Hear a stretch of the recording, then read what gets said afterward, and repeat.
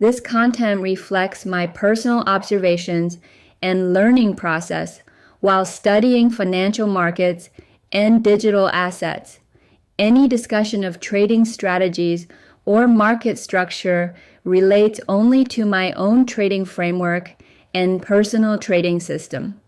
This material is for informational and documentation purposes only and should not be interpreted as financial advice or a recommendation to buy or sell any security. Episode 13, How Crypto Connects to the Equity Market.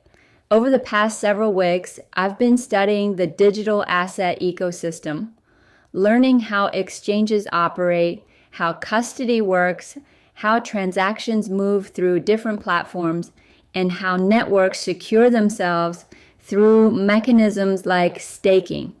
But as I continued exploring this space, a broader question started to emerge. How does the cryptocurrency market relate to the equity market?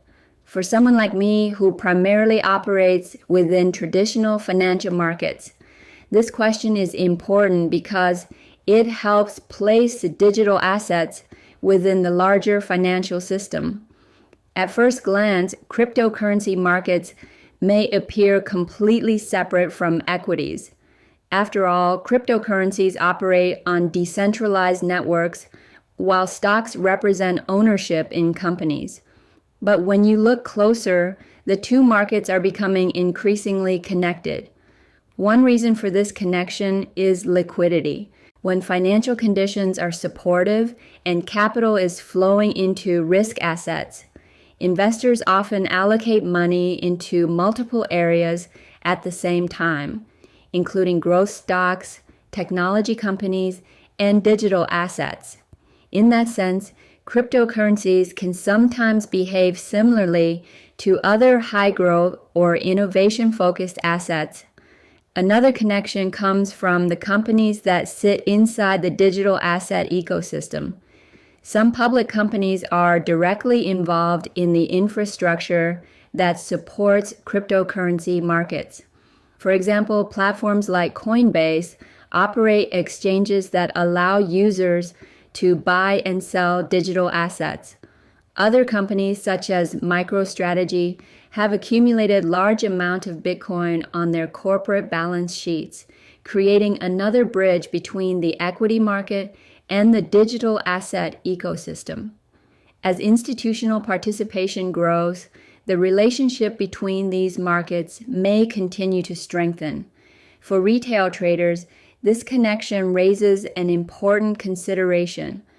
Rather than viewing crypto and equities as completely separate worlds, it may be more useful to think of them as part of a broader financial landscape that influence each other. Understanding this relationship can help traders better interpret market conditions.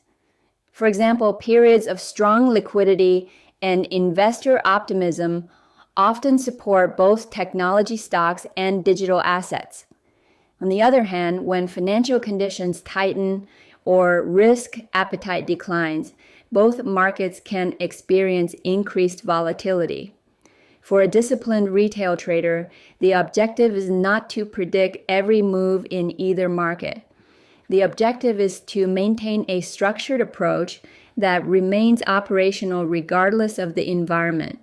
That means controlling capital exposure, maintaining patience during periods of volatility, and focusing on long-term survivability rather than reacting to every short-term fluctuation.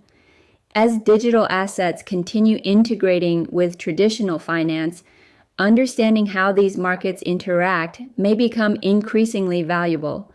Because in the end, successful trading is not just about studying individual assets.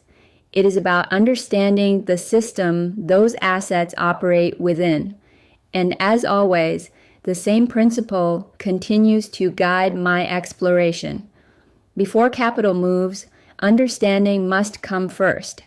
And in every market, knowledge should come before allocation.